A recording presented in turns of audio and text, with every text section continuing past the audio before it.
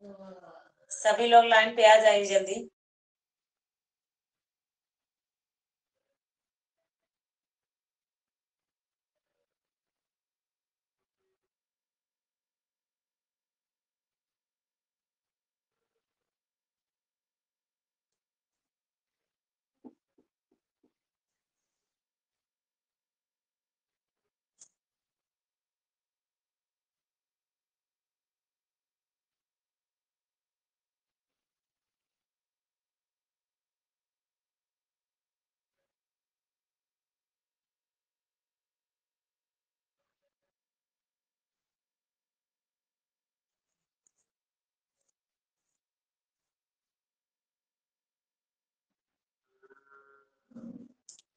Good evening, आप सभी लोगों को गुड इवनिंग। बाकी और लोग लाइन पे आ जाएं, जल्दी प्रस्थान कीजिए सभी लोग।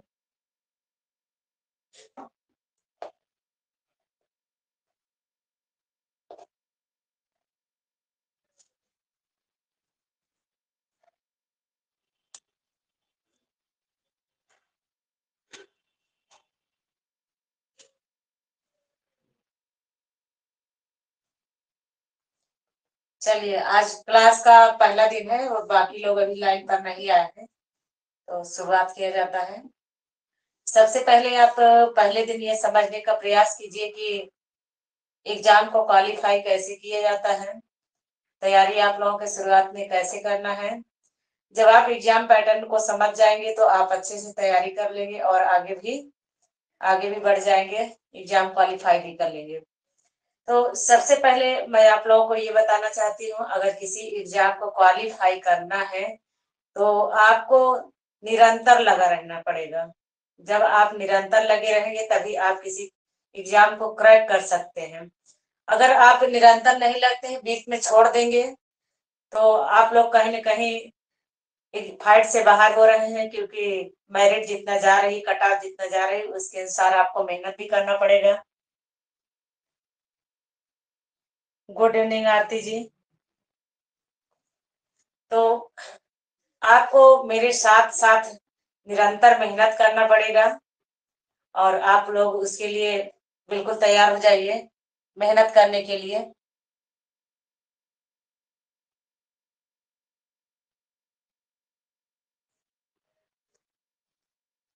देखिए, आपको सबसे पहले क्या करना है, जितना मैं थ्योरी पढ़ाऊंगी तो आप उसको पढ़ते चलिए। थ्योरी आप पढ़ते चलिए, फिर आप उसमें प्रैक्टिस भी करेंगे, प्रैक्टिस सेट करेंगे, टेस्ट भी देंगे आप लोग। Good evening Sandeep. और सब लोग टेस्ट भी देंगे। सबसे ज्यादा होता है आप पढ़ने के बाद प्रैक्टिस करना। आप कितना भी पढ़े रहिए, आप जब तक प्रैक्टिस नहीं करेंगे तो कहीं ना कहीं आप कमियां करते हैं, क्योंकि बहुत सारे क्वेश्चन गलत भी हो जाते हैं आते हुए भी। कितना भी एक्सपीरियंस ले रहा है लेकिन गलतियां हो ही जाती हैं। तो उसके लिए आपको तैयारी के साथ साथ, जैसे कि मैं जितना पढ़ाऊं आप उसका प्रैक्टिस भी कीजिए। और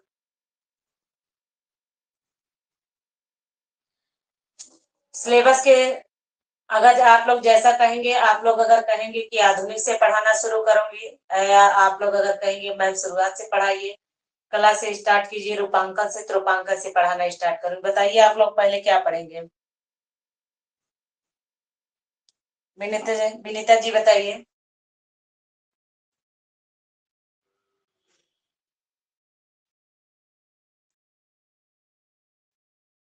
वॉइस उसमें है, वॉइस से भी बोल सकती है, मैसेज भी बता कर सकती है कि आप रूपांकन से पढ़ना शुरू करेंगी, छोटी छोटी चीजों से, कला से स्टार्ट किए जाएगी, आधुनिक से। आरती जी आप भी बताइए।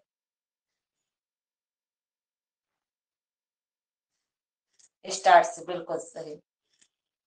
तो ठीक है, फिर देखिए, हम सबसे पहले कला से शुरुआत करेंगे। तो शुरुआत करेंगे और लास्ट तक पूरा जो है आपका सिलेबस लगभग 5 महीने में कंप्लीट कर दिया जाएगा। तो आपके एग्जाम होने से पहले सिलेबस कंप्लीट कर दिया जाएगा। तो सबसे पहले हम कला की बात करते हैं। आइए टॉपिक पे आते हैं। कला। सबसे पहले ये जान सॉरी सबसे पहले ये जानेंगे कि कला है क्या चीज। सबसे पहले आप क्या जानेंगे, कला क्या है। देखिए, जो कला है, कला हमारे अगर देखा जाए तो कला का एक व्यापक अर्थ है। कला का एक अर्थ नहीं है। अगर कला देखा जाए तो कला को विभिन्न रूपों में देखा जा सकता है, जैसा कि काव्य कला, संगीत कला, मूर्ति कला, स्थापत्य कला। यानी व्यक्ति के अंदर जो भी कलाएं हैं, कोई हंसना अच्छा जानता है, कोई किसी को हंसाना जानता है, किसी के करुण रस का कला है, और किसी के अंदर काव्य की कला है, वो अच्छा शब्द एवं अर्थों से अगले को आनंदित कर रहा है। तो कलाएं देखा जाए तो विभिन्न प्रकार की होती हैं, और इसका जो मुख्य पॉइंट होता है वो क्या होता है, आनंदित करना। यानी हमारी कोई भी कला है, चाहे हम काव्यों के द्वारा किसी के काव्य के द्वारा किसी को आनंदित कर रहे हैं, चाहे हम चित्र के द्वारा आनंदित कर रहे हैं, चाहे हम मूर्ति के द्वारा आनंदित कर रहे हैं, लेकिन हमारा जो मेन फोकस है, जब हम उस चीज को, चाहे या आप चित्रकला की दृष्टि से देख लीजिए, यानी जब कोई चित्रकार किसी चित्र को बनाता है, तो हम उस चित्र को देखते हैं, देखने के बाद कहते हैं बहुत अच्छा बनाए हैं, अच्छा लग रहा है। तो ऐसा आप क्यों बोल रहे हैं, आप तब बोल रहे हैं जब आपके मन जो है अंदर से आनंदित हो रहा है, तभी आप उसके चित्र की प्रशंसा कर रहे हैं कि उसका चित्र बहुत अच्छा है। तो क्या हो रहा है, मन उसका आनंदित हो रहा है, और उसका मन जो आनंदित हो रहा है, क्यों हो रहा है, क्योंकि वह उसकी कला की तरफ प्रेरित है। तो आपसे जो क्वेश्चन पूछा जाता है कि कला का अर्थ क्या होता है, तो कला का अर्थ क्या हो गया, प्रेरित करना। अगर अर्थ की बात करें तो जब क्वेश्चन पूछा जाता है कि कला का अर्थ, तो कला का अर्थ क्या हो जाता है, प्रेरित करना।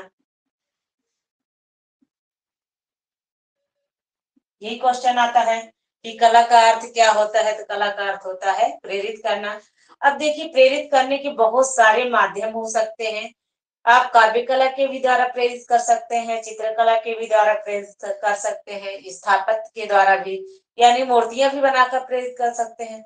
आप अच्छे कलाकार हैं, अच्छे मूर्तिकार हैं, तो आप जब मूर्ति बना रहे हैं तो कोई ना कोई आपकी मूर्ति को देखकर वो प्रेरित हो रहा है, उस मूर्ति को देखकर।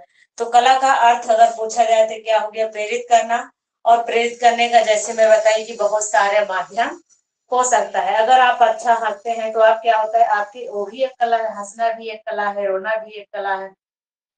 तो यानी जितनी भी एक्टिविटीज आती हैं, वो सब किसके अंतर्गत आती हैं, कला के ही अंतर्गत आती है। अब देखिए, यह जो कला का अर्थ है, तो कला का अर्थ की बात की जाए कि कला शब्द आया कहाँ से, यह भी पूछा जाता है। तो कला जो है, यह संस्कृत भाषा के कल धातु से निकला हुआ है। तो आपसे पूछा जाता है कला किस भाषा का शब्द है, तो कला जो है संस्कृत भाषा के कल धातु के शब्द है। कल धातु से ही इसकी उत्पत्ति हुई है, संस्कृत भाषा से ही इसकी उत्पत्ति हुई है। कला को अंग्रेजी में आर्ट कहा जाता है। और आपसे ये भी पूछा जाता है आर्ट शब्द का प्रयोग किस शताब्दी में हुआ था, तो आर्ट शब्द का प्रयोग 13वीं शताब्दी में हुआ था। और ये भी पूछा जाता है कि कला का सर्वप्रथम यथार्थवादी प्रयोग किसने किया था, तो सर्वप्रथम यथार्थवादी प्रयोग भरत मुनि ने किया था। और यह भी पूछा जाता है कि कला को लैटिन भाषा में क्या कहा जाता है, तो आप लोग बहुत जगह देखे होंगे आर्टम मिलता है। क्या मिलता है, आर्टा मिलता है, लेकिन उसका जो शुद्ध है वो क्या है, आर्स है। जितनी भी पुस्तकें हैं उसमें विभिन्न तरह के, हर पुस्तकों में विभिन्न तरह का जो है बताया गया है, भिन्न भिन्न तरीके से बताया गया है, लेकिन उसका जो मेन शब्द है क्या है, आर्स है। आर्स शुद्ध शब्द है। तो अगर मान लीजिए आर्सन में कभी यह आता है कि कला को लैटिन भाषा में क्या कहा जाता है, तो उसमें आपका आर्टम भी रहे, आर्स रहे, तो सबसे पहले आप आर्स पे लगाइएगा, ठीक। आर्टम पे मत लगाइएगा क्योंकि आर्टम गलत हो जाएगा। जब ऑप्शन में आर्स ना रहे और आर्टम रहे, तब जाके आप क्या लगाएंगे, आर्टम लगाएंगे। अब देखिए, कला को विभिन्न विद्वानों ने, बहुत सारे विद्वान हैं, वो कला के बारे में अपने अपने विचार प्रस्तुत किए हैं। जैसे कि रविन्द्रनाथ टैगोर हो गए। रविन्द्रनाथ टैगोर क्या कहते हैं, रविन्द्रनाथ टैगोर कहते हैं कला में मनुष्य अपनी अभिव्यक्ति करता है। तो उनका कहने का मतलब ये है कि जो मनुष्य है वो क्या करता है, कुछ भी जो उसके अंदर में उसके दिमाग में जो चीजें चल रही है उसको किसी कैनवास या धरातल पर क्रिएट कर दे रहा है अपनी अभिव्यक्ति के द्वारा। तो कला में मनुष्य अपनी अभिव्यक्ति करता है। पूछा जाए किसने कहा था, तो यह रविन्द्रनाथ टैगोर ने कहा था। तो फिर और हीगल की बात करें, हीगल ने क्या कहा है कला के बारे में। तो हीगल ने जो कहा है, हीगल ने कहा है कि कला आदि भौतिक सत्ता को व्यक्त करने का माध्यम है। तो इनका कहने का मतलब ये है कि जो भौतिक जगत में जो भी विभिन्न चीजें आपको दिखाई दे रही हैं और उसको क्या कर रहे हैं आप किसी धरातल पर उसको उसका सचित्र चित्रण कर रहे हैं, वही कला है। तो आपका जो पूछा जाता है कि कला आदि भौतिक सत्ता को व्यक्त करने का माध्यम है, यह किसने कहा था, तो यह कौन कहा था, हीगल ने कहा था। और उसके बाद क्रोचे की बात करें, क्रोचे ने क्या कहा है, क्रोचे ने ये कहा है कि कला बाह्य प्रभाव की आंतरिक अभिव्यक्ति है। तो यानी इनके कहने का मतलब ये है कि जो बाहर के जो भी प्रभाव है, जो भी चीजें हमको प्रभावित कर रही है, तो वो उसको हम धरातल पे या किसी कैनवास पे या किसी के द्वारा, चाहे मूर्ति के द्वारा या काव्य के द्वारा या संगीत के द्वारा उसको हम बता रहे हैं, वही कला है। तो क्या कहेंगे आप लोग, अगर पूछा जाए कि क्रोचे ने कौन सी परिभाषा दिया है कला के लिए, तो कला जो है इन्होंने कहा है कि कला बाह्य प्रभाव की आंतरिक अभिव्यक्ति है। तो ऐसे ही बहुत सारे लोगों ने परिभाषा दिया है, जैसे कि परमानंद चोयल ने भी दिया है। उन्होंने कहा है कि कला मनुष्य को अभिव्यक्ति देती है। यानी उनका कहने का मतलब ये है कि जो भी कला है, हंसने की कला है, तो मान लीजिए वो हंस रहा है, किसी को हंसा रहा है, तो उसके अंदर की जो भावनाएं हो वह बाहर निकल रहे हैं। तो वो ये ना कहे कि कला में मनुष्य अपनी अभिव्यक्ति करता है, या तो रविन्द्रनाथ टैगोर का हो जाएगा। लेकिन जहाँ पे देती है की बात आ जाता है कि कला स्वयं दे रही है अभिव्यक्ति, तो वहां पे किसकी बात आ जाएगी, परमानंद चोयल की बात आ जाएगी। तो आपसे यह पूछा जा सकता है कला कला मनुष्य को अभिव्यक्ति देती है, तो इसमें जो है परमानंद चोयल का यह परिभाषा है। तो अरस्तु भी कहे हैं, अरस्तु कहे हैं कला जो है प्रकृति का अनुकरण है। तो इनका कहने का मतलब ये है कि जो प्रकृति में जो भी चीजें विद्यमान है, वो उस चीज को देखकर हम किसी कलाकृति का निर्माण कर रहे हैं, वह भी एक कला है। तो प्लेटो ने क्या कहा है, प्लेटो ने भी अपने विचार प्रस्तुत किए। प्लेटो ने कहा है कि यह जो कला सत्य की अनुकृति है। तो इन्होंने कहा है कि जो भी हमें दिखाई दे रही है, एकदम सब कुछ सत्यता जो कुछ दिखाई दे रहा है, उसकी हम अनुकृति तैयार कर रहे हैं, वही कला है। तो ये बहुत सारे जितने भी विद्वान हैं, उन्होंने अलग अलग रूपों में, अपने शब्दों में, अलग अलग शब्दों में कला की परिभाषाओं को व्यक्त किया है।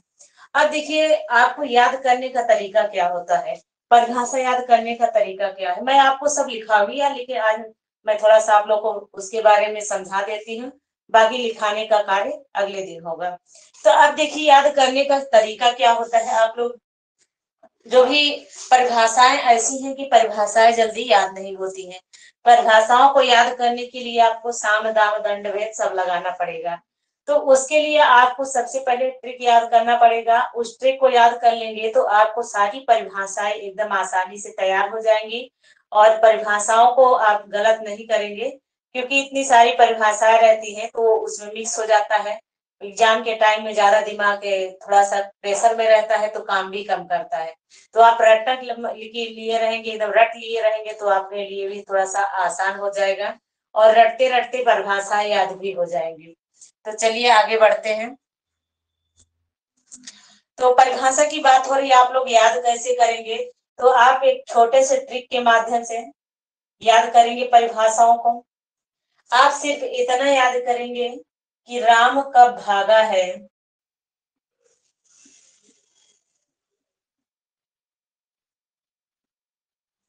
आप प्लेस चुरा दिया,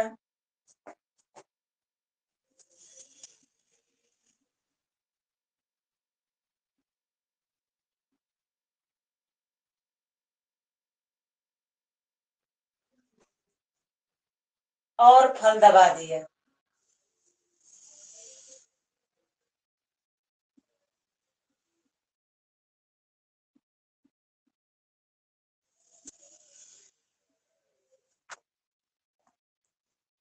विनीता जी समझ में आ रहा है?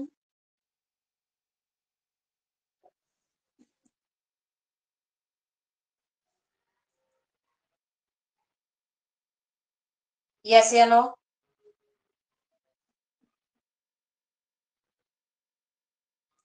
ठीक। और आरती जी आपको समझ में आ रहा है? आप मैसेज में भी लिख सकती हैं और ऊपर देखिए वॉइस का बना हुआ है, तो आप वॉइस से भी बता सकती हैं।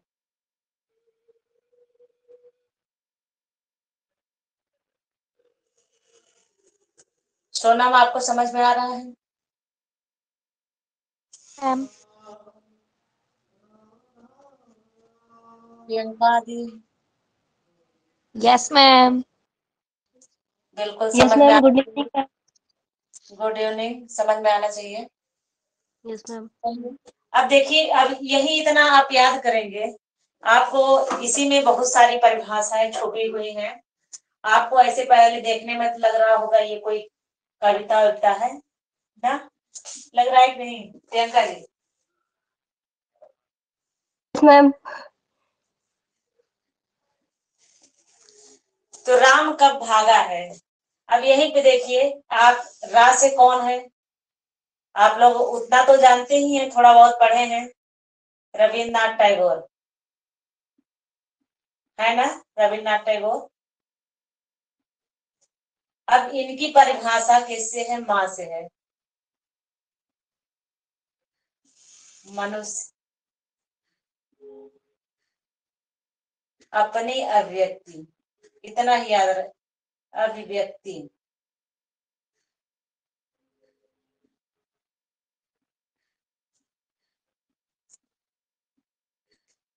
का से कौन है? क्रोचे हैं। बा से क्या है? वा से, वाह है प्रभाव, वाह है प्रभाव।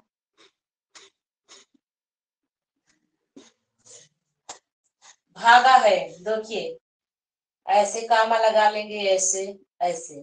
अब भागा है यानी भौतिक सत्ता, भौतिक सत्ता याद रखेंगे, भौतिक सत्ता। और दिमाग में होना चाहिए आदि भौतिक सत्ता।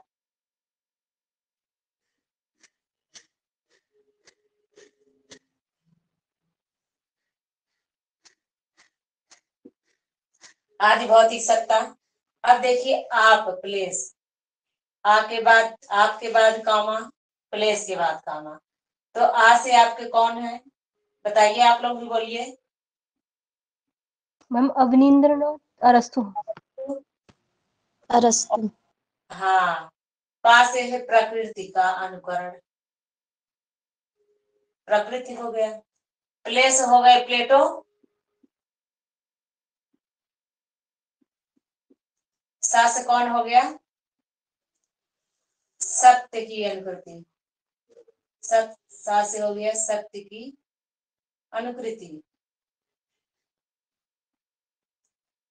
चुरा दिया, अब चुरा से हो गए चोयल, जिसे कहते हैं पियन चोयल।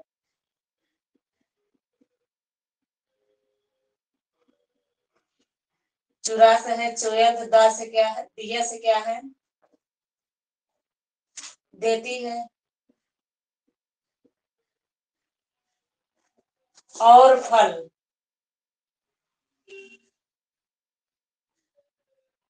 और आपका जो है साइलेंट है, फल दबा दिया। बस ये दोनों शब्द साइलेंट हैं आपके। फल से क्या हो गया? Freud, Freud. और दा से क्या हो गया? दबा से हो गया दमित वासना।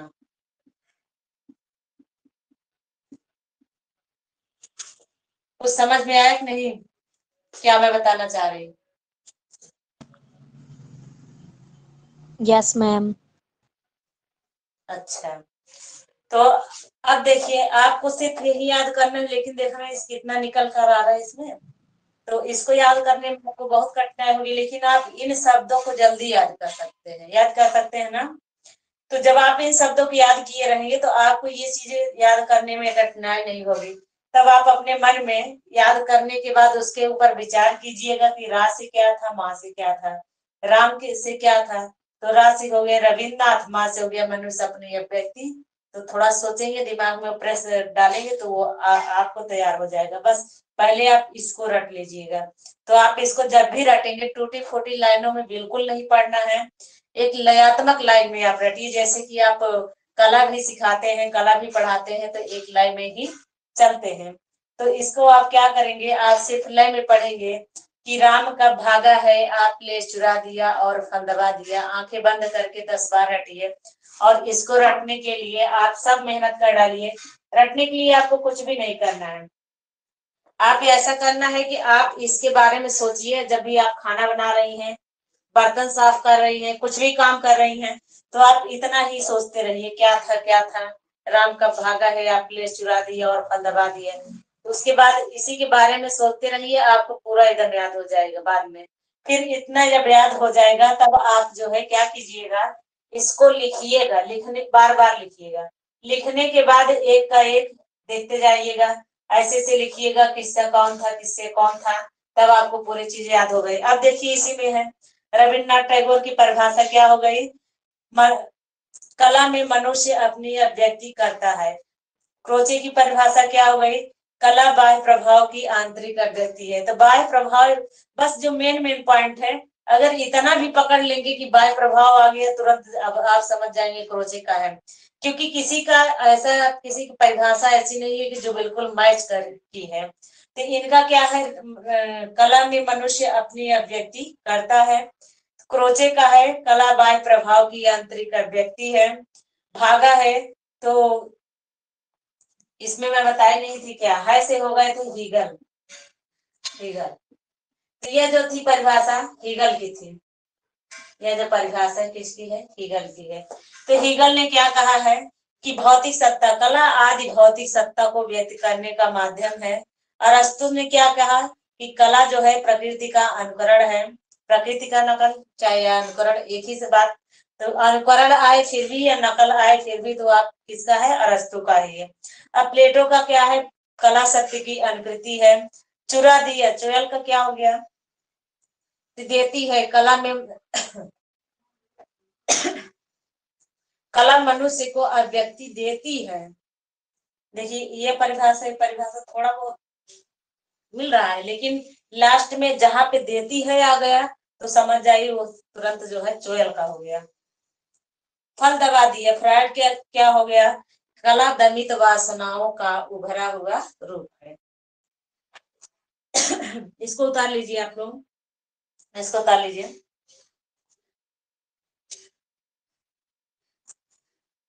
इसको आप लोग उतार लीजिए, कल आप लोग ये चीजें सुनाएंगे।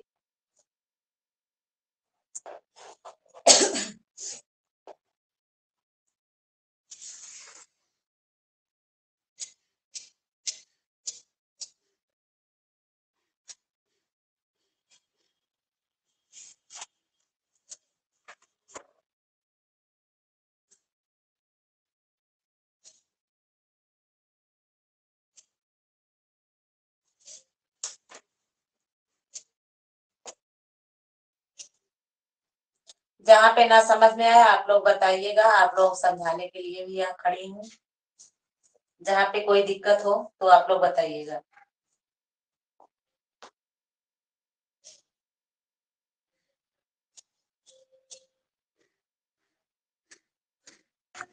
मैम आपकी ज्वाइनिंग होगी? हाँ हाँ मेरी ज्वाइनिंग हो गई। इसी मैम वजह से कॉन्ग्रेचुलेशन। Thank you. इसी वजह से विलम्ब हो रहा था थोड़ा आप लोगों का, कोई लेकिन बात नहीं अब मैम, मैं समझ गई थी आपकी ये प्रॉब्लम। मैंने कहा मैम की ज्वाइनिंग आ गई होगी, इस वजह से ऑनलाइन क्लास लेट हो रही है। हाँ हाँ, तो इसी वजह से दिक्कत हो रही थी थोड़ा सा। नई जगह शिफ्ट होना, हर चीज हाँ कंप्लीट जी करना। मैम। हाँ हाँ जी जी, हाँ जी। यहाँ पे थोड़ा सा वाईफाई वगैरह प्राइवेट लाइन है, तो उसके हाँ लिए, जी। हाँ उसके लिए भी काफी मेहनत करना पड़ा, कहाँ पे मिलेगा वाईफाई कनेक्शन। तो फिर ओके ओके। प्राइवेट लाइन मिली यहाँ पे, तो प्राइवेट लाइन बहुत महंगी है। हाँ जी मैम। मैम बट आपकी मेहनत तो सफल होगी इतने साल की पढ़ने की। हाँ, आप लोग भी सफल हो जाएंगे, बस आप लोग भी एकदम निरंतर लगे रहिए, छोड़िए मत। मैम मेरे साथ तो थोड़ी घर की प्रॉब्लम आ गई थी तो मैं इस बार इस पेपर को ज्यादा टाइम ही नहीं दे पाई। तो मुझे पहले से ही लग रहा था कि मेरा शायद ना क्लियर हो पाए। मैंने कोशिश तो बहुत करी एंड के एक 1 मंथ में ज्यादा पॉसिबल नहीं हो पाया। लेकिन हो जाएगा।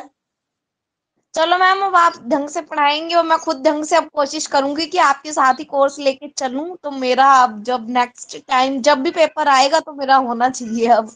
बिल्कुल देखूंगा, जितना पढ़ाई थी आप मिलाई भी होगी। हाँ जी मैम। मैम आया तो पेपर तो मैम पढ़ा हुआ था मगर मैम खुद से भी मेहनत करनी चाहिए थी ना। इतनी मेहनत में मैं कर नहीं पाई एग्जाम टाइम पे। दिक्कत यही हुआ। और हाँ जी मैम।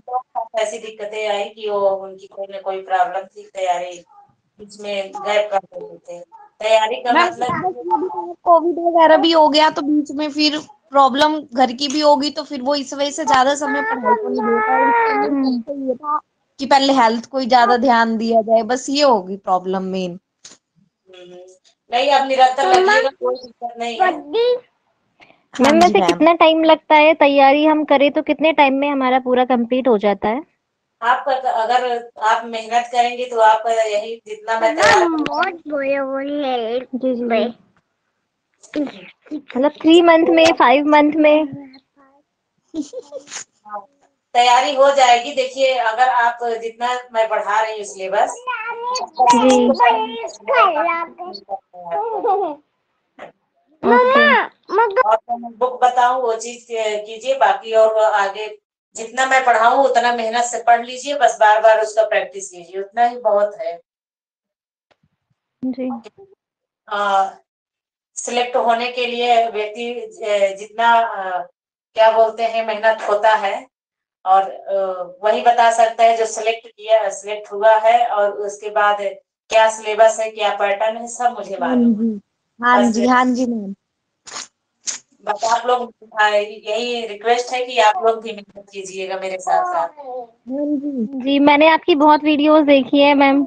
आपने जैसे तैयारी करी थी मैम, मेरे को वो बुक्स वगैरह की भी हमें जरूरत पड़ेगी क्या, जो चितेरा वाली हैं? ले लीजिए, ले लेंगी तो ज्यादा बेस्ट रहेगा ना, सपोर्ट करेगी वो। और जी। प्रैक्टिस भी बुक जरूर ले लीजिए। बस। बट मैम यहाँ मैं गाजियाबाद से हूँ तो यहाँ तो वो मिलेगी नहीं। आप कहाँ से हैं? गाजियाबाद। गाजियाबाद।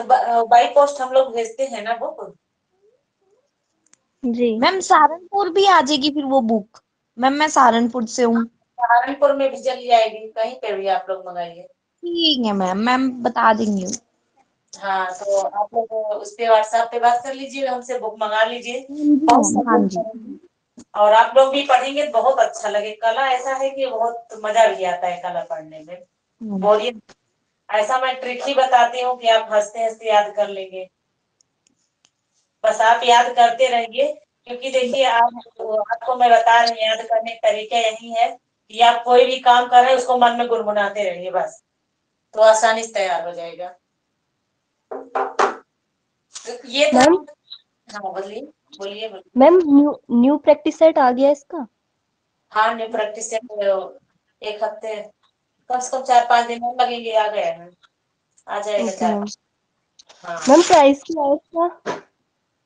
उसकी प्राइस यही है, हमको लगता है कि उसमें प्रैक्टिस सेट बढ़ गया है ना, तो जी। हाँ, हमको लग रहा है 45-45 सेट हो गया है, तो काफी मोटी बुक हो गई है। अच्छा। 360 वोट इतना प्राइस होगा उसका, ओके डिस्काउंट। मैम। ओके। तो अब यहाँ देखिए, कलर की बात करें तो कलर भी दो प्रकार की होती है। प्रकार की अगर बात किया जाए तो कलर दो प्रकार की होती है। एक है ललित कला, दूसरी है आपकी उपयोगी कला। तो आप लोग बताएंगे ललित कला किसे कहते हैं, ललित का मतलब क्या होता है, किसी को पता मैम है? 5 प्रकार की कलाएं आती है ललित कला में। वो तो ठीक है, ललित का अर्थ क्या होता है? कला पढ़ रहे थे, ये भी जानना जरूरी है ना। हाँ जी। हाँ? कोई कोई भी मत बोलो, प्लीज चल रही है। मैम जो खुद से बनाई गई होती हैं मनुष्य द्वारा। नहीं नहीं है। ललित का नहीं। अर्थ होता है सौंदर्य से, हाँ जी, सौंदर्य से। ना। ललित का मतलब ही हाँ सौंदर्य। तो ललित का जी। अर्थ होता है सौंदर्य से। अब यह जो ललित कला है, ललित कला को 5 भागों में बांटा गया। इसे कितने भागों में बांटा गया? 5 भागों में बांटा गया। अब यह जो ललित कला है, इसे 5 भागों में बांटा गया। काव्य कला, जी।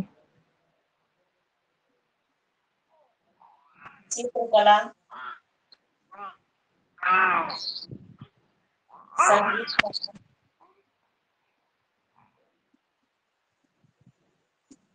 मूर्ति कला, स्थापत्य कला। स्थापत्य कला। अब ये जो बांटा गया है, इसको बांटे हैं कौन? हीगल। हीगल ने बताया है कि ललित कला 5 प्रकार की होती है। काव्य कला, चित्रकला, संगीत कला, मूर्ति कला और स्थापत्य कला। तो हीगल ने क्या किया है? काव्य कला को उच्च श्रेणी में रखा है और स्थापत्य कला को निम्न श्रेणी में रखा है। और हमारे यहाँ एक संगीत के टीचर हैं, म्यूजिक की, तो वो कहे कि मैम आज आपके साथ चलेंगे आपकी क्लास में, मेरा खाली है, उनके चलिए। तो उन्होंने जाके वहां ये चीज बोल रही हैं कि संगीत कला को उच्च श्रेणी में रखा गया है। तो फिर हम कहे नहीं, ऐसा नहीं है, संगीत कला को जो है उच्च श्रेणी में नहीं रखा गया है, काव्य कला को उच्च श्रेणी में रखा गया है। अब अब तो हम दोनों लोगों में एकदम बिल्कुल बहस भी हो गई। मैं कही कि मैम आप उसको जाके फिर से पढ़िए। तो उन्होंने नेट पे देखा, तो नेट पे संगीत कला, लेकिन हम लोग जब कला में पढ़ते हैं तो हम लोग क्या पढ़ते हैं? हम कहे मैम वो संगीत का है आपका, तो कला है, मेरा कला है। तो संगीत और कला में बहुत फर्क है, क्योंकि हमारे यहाँ काव्य कला को माना जाता है जो हीगल ने बांटा है। आपके यहाँ माना जाता होगा संगीत कला। बहुत सारी किताबें हैं, कला की अलग है, संगीत की अलग है कि नहीं? आप लोग भी पढ़े होंगे। तो हीगल ने जो 5 भागों में बांटा है, तो पूछा जाए हीगल ने काव्य कला को किस श्रेणी में रखा है?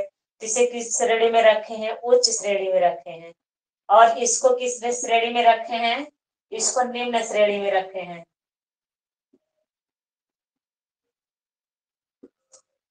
ये तो ललित कला के भाग थे। अब यहीं पे हम उपयोगी कला की बात कर लें। उपयोगी कला का मतलब ये होता है कि जिसे हम डेली लाइफ में जो चीजें हम यूज कर रहे हैं, वह चीज किसके अंतर्गत आती है? उपयोगी कला के अंतर्गत आती है। जैसे बढ़ईगिरी हो गया, सुनारगिरी हो गया। तो ये सब जो काम किया जाता है, जो भी हम लोग डेली लाइफ में यूज कर रहे हैं, बढ़ईगिरी है तो हम लोग बनवा रहे हैं ना, बेड वगैरह बन रहा है, तो ये सब डेली लाइफ में यूज कर रहे हैं। जितनी भी चीजें उपयोग की जरूरत की हैं, तो वो किसके अंतर्गत रखी गई हो? उपयोगी कला को। अब यही उपयोगी कला को पाणिनि ने अपनी पुस्तक अष्टाध्यायी में चारु एवंकारु करके पुकारा है। तो अब देखिए, ये तो थी कला के भाग थे। अब ये देखिए, अगर हम इसमें काव्य कला की बात करें, तो काव्य कला को जो कवि होता है, वो अपने शब्दों एवं अर्थों द्वारा अगले को जो है आनंदित करता है। शब्द एवं अर्थ इसमें महत्वपूर्ण होता है। और उसके बाद जो हमारी चित्रकला है, इसमें ब्रश एवं रंग के बहुत बहुत महत्व है। जब तक हम ब्रश से रंग नहीं लगाएंगे, तो हमारा जो चित्र है वह जीवंत नहीं दिखाई देता है, अधूरा दिखाई देता है। जब किसी चित्र में कलर कर दिया जाता है, वह चित्र जो है जीवंत दिखाई देने लगता है। अब देखिए, संगीत कला की बात करें, तो संगीत कला में क्या होता है? स्वर एवं नाद। यानी जिसको स्वर एवं नाद का नहीं ज्ञान है, वो जो है संगीत का अच्छा ज्ञाता है या संगीत का अच्छा जानकार नहीं हो सकता है। और मूर्ति कला की बात करें, तो मूर्ति कला में जो हम प्रयोग करते हैं, सीमेंट का प्रयोग करते हैं, कंक्रीट का यूज करते हैं, और उसके बाद क्ले से भी मूर्तियां बनाई जाती हैं, और सरिया का भी यूज किया जाता है, आर्मेचर का भी प्रयोग करते हैं मूर्तियों को बनाने में।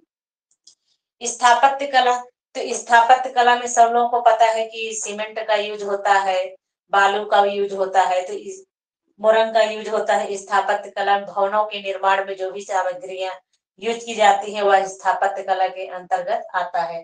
तो भवन निर्माण अगर पूछा जाए किसके अंतर्गत आता है, तो भवन निर्माण स्थापत्य कला के अंतर्गत आता है। इतना समझ में आया आप लोगों के? Yes ma'am.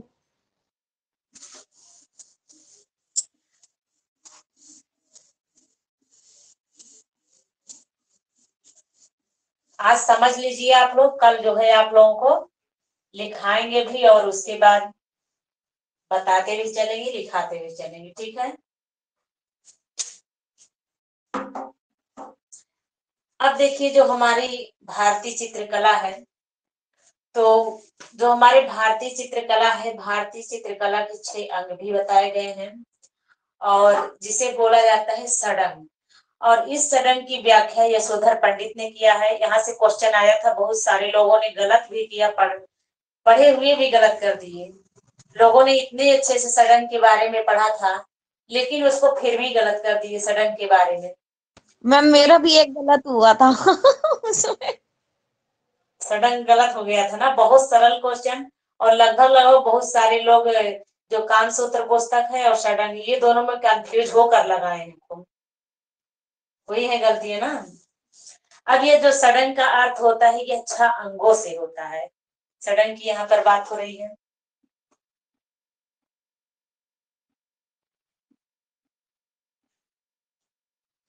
अब देखिए इसमें रटने की जरूरत नहीं है, इसमें एक आप कहानी के जैसे याद करेंगे। आप ये याद करेंगे कि जो जयपुर में सवाई राजा जयसिंह थे, उनके दरबार में यशोधर पंडित नामक एक विद्वान रहते थे। आप लोग कहानी सुनाते हैं ना बच्चों, अपने घर में भी छोटे बच्चों को कहानी सुनाया जाता है कि एक राजा थे फला, ऐसे उनके घर में ये थे। तो इसी टाइप का आप याद करेंगे कि एक राजा थे, कहाँ के थे, जयपुर के सवाई राजा जयसिंह जिसका नाम था। तो उनके दरबार में यशोधर पंडित नामक विद्वान रहते थे, और यह यशोधर पंडित ने 11वीं शताब्दी में कामसूत्र की टीका जय मंगला नाम से की है। तो अगर आपसे पूछा जाए कि कामसूत्र का टीका किसने किया था, तब आप जो है इनको बताएंगे यशोधर पंडित को, और पूछा जाए जय मंगला की रचना किसने किया था, तो यशोधर पंडित को बताएंगे। जब आपसे पूछा जाए कामसूत्र के लेखक कौन थे, तब आप आसान बताएंगे, ठीक है। तो उसके बाद अब देखिए यही जो इन्होंने षडंग का उल्लेख किया है, जय मंगला का उल्लेख किया है, तो जय मंगला नाम से इन्होंने जो टीका किया है, उसमें इन्होंने किस शब्द का, आलेख्य शब्द का उपयोग किया है। तो आलेख्य को इन्होंने आलेख के इन्होंने 6 अंग बताए, जिसे कहा जाता है षडंग। अब यह देखिए जो षडंग है, तो अगर देखा जाए आपसे यह भी कभी कभी पूछा जा सकता है कि वात्स्यायन कहाँ के रहने वाले थे, तो वात्स्यायन यही प्रयागराज के रहने वाले थे और इनकी कर्म भूमि जो थी बनारस थी। अब देखिए इन षडंग की बात हो रही है, तो जो चित्रकला के 6 अंग हैं, तो उसको भी आप लोग याद रखेंगे, क्योंकि 6 अंगों से क्वेश्चन पूछा जाता है। तो अब षडंग के ऊपर चर्चा करते हैं, वो 6 अंग कौन कौन से हैं। तो 6 अंगों को आप इन्होंने एक श्लोक के माध्यम से बताया है। श्लोक क्या है, रूप भेदा प्रमाणानि भाव लावण्य योजनम सादृश्य वाडिका भंग इति चित्र षडंकम। फिर से सुनिए, रूप भेदा प्रमाणानि भाव लावण्य योजनम सादृश्य वाडिका भंग इति चित्र षडंकम।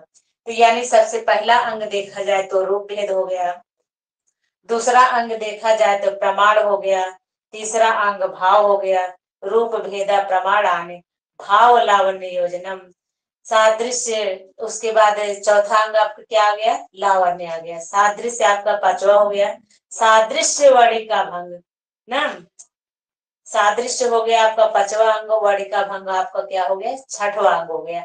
तो ऐसे ही आप इस श्लोक को याद करेंगे। अगर जिसको इस श्लोक याद करने में कठिनाई होगा, उसके लिए भी एक छोटा सा ट्रिक है, रूप प्रमा भाव लावा। जिसको इस श्लोक नहीं याद हो रहा है, ना याद हो, तो वो सिर्फ इतना याद कर सकता है, यानी कोई रूप प्रमा नाम की एक महिला थी, उनसे कहा जा रहा है कि अपने फेस तक थोड़ा सा भाव लाए, रूप प्रमा भाव लावा। समझ में आ रहा है? तो अब देखिए इसका अगर आप ट्रिक लिखना चाहे तो लिख सकते हैं, इसके बारे में भी मैं बताऊंगी। अब देखिए यह जो 6 अंग है, पहला का अंग क्या है, रूप भेद। रूप का मतलब क्या होता है? आकृति, किसी चीज की आकृति हो, कुर्सी हो, मेज हो, आप हैं, हम हैं, कोई पशु है, पक्षी है, किसी की भी आकृति हो सकती है। और भेद का मतलब होता है भिन्नता। तो यानी रूप भेद का मतलब किससे है? आकृतियों में की भिन्नता से। आकृतियों की भिन्नता से है रूप भेद का मतलब। मान लीजिए कोई कलाकार जब किसी चित्र का निर्माण कर रहा है, अगर वो उसे माता पुत्र का चित्र बनाना है, तो वो जो बच्चे का चित्र है, बच्चे के चित्र में वो आंखें गोल मटोल बनाएगा, नाक गोल मटोल बनाएगा, होठ ऐसा गोल मटोल बनाएगा और चेहरा भी गोल मटोल बनाएगा। लेकिन अगर माँ का चित्र बना रहा है तो वो माँ के चित्र में मसल्स को दिखाएगा, क्योंकि माँ जो है माँ के एज में और बच्चे के एज में बहुत फर्क होता है। तो वो उसके मसल्स दिखाई देंगे, झुर्रियां दिखाई देंगी चेहरे पे, ये पता चलता है। इस कलाकार ऐसे ही कलाकृति का निर्माण करता है। तो जब इसमें माँ एवं बच्चे के चित्र को बनाया जाएगा, तो माँ के कलर में और बच्चे के कलर में भी अंतर दिया जाता है। तो ये दोनों की आकृतियों में क्या हो गया? भिन्नता हो गया दोनों के रूप में। इसी को क्या कहते हैं? दोनों की आकृतियों में भिन्नता दिखाई दिया, तो इसी को कहते हैं रूप भेद। जैसे कि आपके अजंता गुफा है, अजंता गुफा 17 में देखिए माता एवं पुत्र के चित्र बनाए गए हैं उदाहरण के लिए। रूप भेद प्रमाणान। अब देखिए प्रमाण के मतलब क्या होता है? प्रमाण क्या क्या रोल है कला में? बहुत रोल है कला में। तो प्रमाण का ये रोल है कि जब भी आप किसी कलाकृति का निर्माण कर रहे हैं तो उसका सही माप तौल होना चाहिए।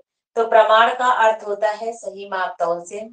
और जब तक आप किसी चित्र की सही माप तौल नहीं करते हैं, सही उसे नहीं बनाते हैं, मान लीजिए आपको कोई घर बनाना पड़ गया, तो हमको प्रमाण सडन का ज्ञान ही नहीं है, तो हम कैसी कलाकृति का निर्माण करें? कोई झोपड़ी बना रहे हैं, अगर हमें सडन बिल्कुल पता ही नहीं है सडन के बारे में, तो उस झोपड़ी में हम क्या करेंगे? देखिए सडन के बारे में जब पता नहीं तो हम ऐसे से करेंगे, ऐसे से करेंगे। अब देखिए अब इसमें क्या हुआ? तो अब जिसको तो पता है, सडन का ज्ञान है जिसको, वो तो ये गलतियां नहीं करेगा। अब जिसको नहीं पता है, तो अभी मान लीजिए जब बारिश हुई तो पानी ऐसे ऐसे गिराया इस दीवार पे, दीवार पानी गिर गया, दीवार पे गिरा ना। अब बारिश हुई, सब दीवार पे पानी, दीवार एकदम घर एकदम गिर उठ गया, ढह गया पूरा। तो इसका मतलब सडन का ज्ञान नहीं है। और आज मैं अपने यहाँ बच्चों को से यही बनवा रही थी, झोपड़ी बनवाई और प्राकृतिक दृश्य बनवा रही थी, तो वो सब यही बनाए थे, क्योंकि बच्चे हैं, 10th के बच्चे हैं, उन्हें प्रमाण का ज्ञान नहीं है, तो ऐसा ही बनाएंगे। शायद कोई टीचर उनको नहीं बताया, पढ़े नहीं थे, कोई टीचर ही नहीं था आप कला का। तो जब तक आप देखिए जिसको प्रमाण का ज्ञान होगा, तो वो क्या करेगा? तो वो उसको अगर घर बनाना है, थोड़ा सा दिखाएगा कि दिखाई दे कि हाँ ये जमीन पर है। अब वो क्या करेगा? तो इसको बनाएगा। इससे जो दूर की चीजें होती है वो हमें कैसे दिखाई देती है? छोटी दिखाई देती है। अब बराबर तो नहीं है। अब उसके बाद हमारा जो देखिए जो पानी गिर रहा है, यहाँ गिर रहा है। अब तक यहाँ गिरता था, दीवार पे गिर रहा था, अब दीवार के बाहर हो गया। अब दूर की वस्तुएं जब छोटी होती हैं, तो अब ये क्या करेगा व्यक्ति? जो अच्छा व्यक्ति बनाएगा, अच्छा कलाकार बनेगा, वो दीवार यहाँ पे करके यहाँ पे दीवार करेगा, क्योंकि अब पानी यहाँ आएगा। अब दूर की वस्तु छोटी होती है, जिसको भी दिखाएगा पीछे है, दूर की है तो छोटी है। और उसके बाद इधर जो ऐसा लग रहा है कि पानी एकदम गिर जाएगा, अब लग रहा है पानी बाहर गिरेगा। तो ये होता है प्रमाण। जब तक आपको उस प्रमाण के बारे में नहीं पता रहेगा, तब तक आप किसी कलाकृति का निर्माण नहीं कर सकते हैं। समझ में आया? सही माप तौल से होता है। Yes ma'am. ठीक। अब उसके बाद तीसरा अंग है भाव। भाव का मतलब क्या है बताइए आप लोग? सोनम जी आप बताएंगी।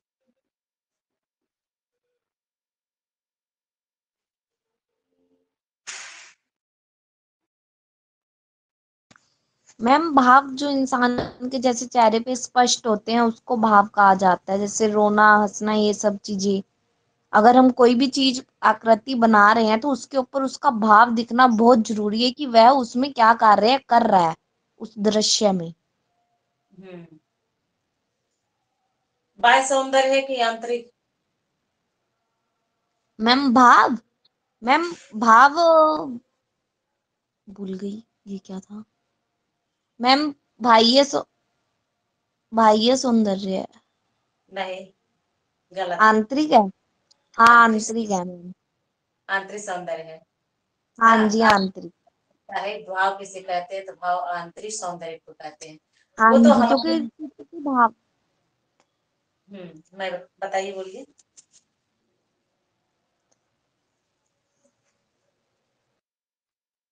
बताइए, कुछ कहना चाह रही थी।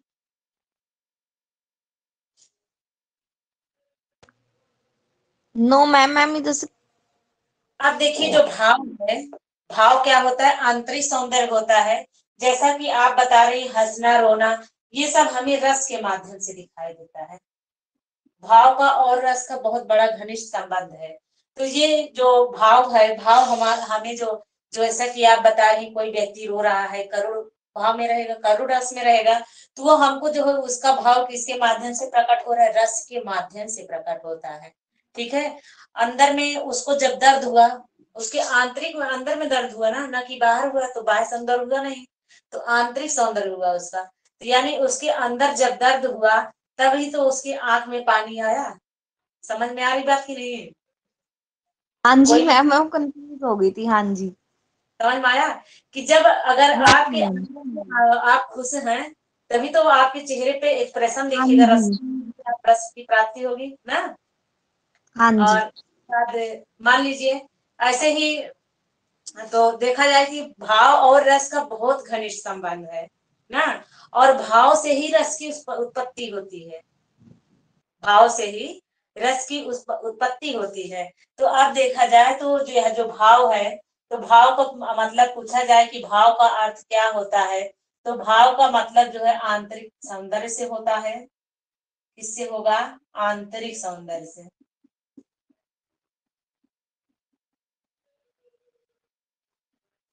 भाव का मतलब आंतरिक सौंदर्य से होता है। अब जब तक हमारे अंदर जो है किसी चीज,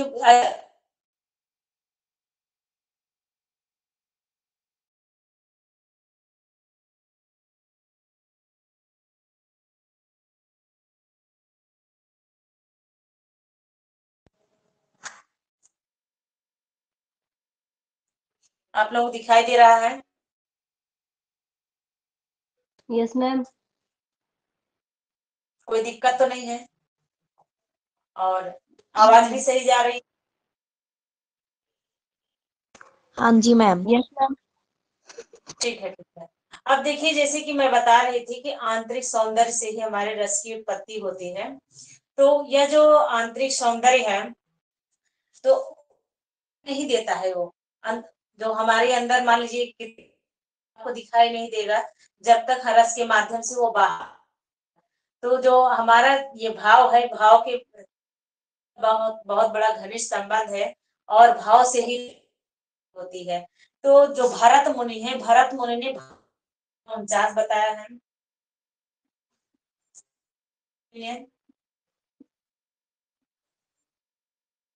भरत मुनि के अनुसार देखा जाए तो 49 भाव, इन्होंने टोटल 49। अभी इन 49 भाव में इन्होंने क्या किया है? बांट दिया है 49 भाव में से। उसमें से इन्होंने 33 संचारी भाव बता दिया है। क्या बताया है? 33 संचारी भाव। 8 सात्विक बता दिया है।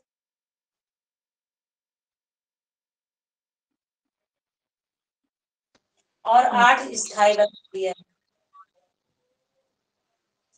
अब इन सबको मिला के क्या हो गया? 49 भाव हो गए ना।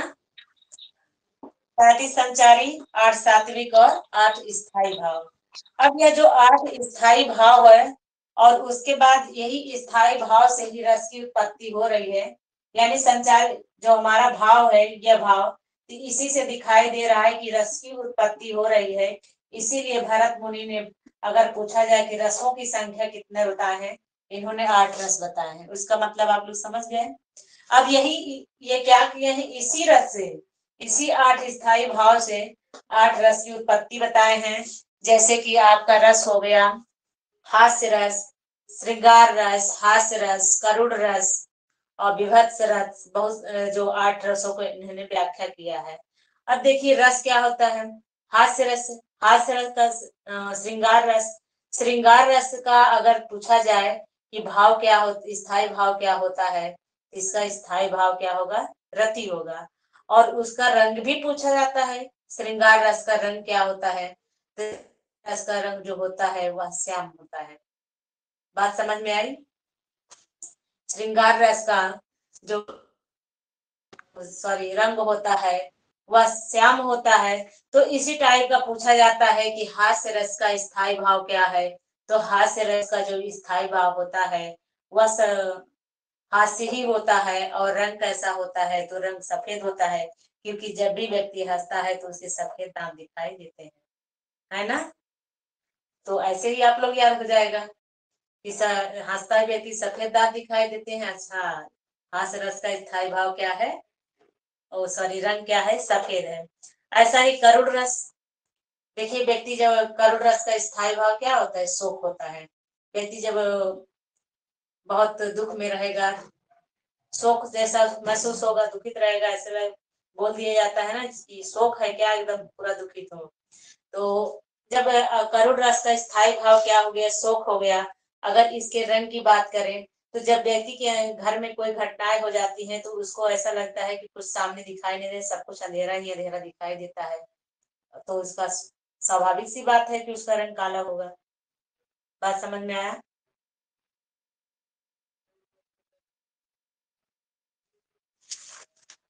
मैं बहुत आगे बढ़ गई, भाव से रस की तरफ चली गई। तो चलिए अब आगे उसको बाद में बताएंगे। अब यहाँ पे बात हो रही थी मैम लावण्य योजना है क्या? अब इसका जो चौथा अंग है वह लावण्य है। लावण्य का मतलब क्या होता है, बताइए आप लोग। लावण्य से क्या तात्पर्य है। मैम किसी चित्र की सौंदर्यता मतलब बाह्य सौंदर्यता। हाँ, बाह्य सौंदर्य। यह क्वेश्चन आया भी है 2011 में, पीपीटी में आ चुका है ना। सडन आना ही आना है, कोई भी परीक्षा दे लीजिए, सडन से कोई आना है यस मैम। आपके लिए। हाँ, इम्पोर्टेंट है। एक परिभाषा, कहीं बाहर से नहीं आता है क्वेश्चन, सब यहीं से आता है उठ के। लेकिन आप लोग जब परीक्षा में वहां बैठते हैं एग्जाम हॉल में, तो आपको ऐसा लगेगा कि पेपर बहुत कठिन आया है, या ऐसा भी महसूस होगा कभी कभी सरल भी आए हुए क्वेश्चन लोग गलत कर जाते हैं ना। तो वहां पे आपको कठिन महसूस होगा, लेकिन अगर आप उसे स्थायी मन से परीक्षा देंगे तो आराम से आपको समझ में आ जाएगा कि मैं सब पढ़ाया आया हुआ है। तो थोड़ा पेपर भी शिथिलता से देना चाहिए, स्थायी होके देना चाहिए। अब देखिए यहाँ पे बात हो रही लावण्य की। ठीक, लावण्य का मतलब जो होता है वह बाह्य सौंदर्य से होता है, बाह्य सौंदर्य से। बाह्य सौंदर्य क्या है, कैसे। मान लीजिए आप किसी चित्र को बना रहे हैं, किसी भी चित्र को बना रहे हैं, अगर आप उस चित्र में थोड़ा सा सुंदर नहीं बनाएंगे, बाहर से बाहरी सुंदरता नहीं दिखाएंगे, तो वह चित्र अच्छा नहीं लगेगा देखने में। तो यह भी इसका इसका भी बहुत रोल है, लावण्य का भी रोल है। तो जब तक आप उस चित्र में सौंदर्य को नहीं दिखाएंगे, बाह्य सौंदर्य को नहीं दिखाएंगे, तब तक वह चित्र अच्छा नहीं लगेगा। और कलाकार और कोई देखेगा तो उसका मन आनंदित नहीं होगा, तो वो कहेगा कि यह कलाकृति अच्छी नहीं है। इसीलिए बाह्य सौंदर्य भी दिखाना चाहिए। अब उसके बाद देखिए, ये तो चौथा अंक था, रूप भेदा प्रमाणानि भाव लावण्य योजनम सादृश्य। सादृश्य का मतलब समझते हैं आप लोग, आप लोग भी बताइए। Yes ma'am. मैम किसी वस्तु को देखना मतलब सादृश्य। सही है। सादृश्य का मतलब है कि मान लीजिए जो आप एकदम सामने देख रहे हैं ना, यस मैम। Yes ma'am. वही सादृश्य, यानी हूबहू चित्रण कह सकते हैं।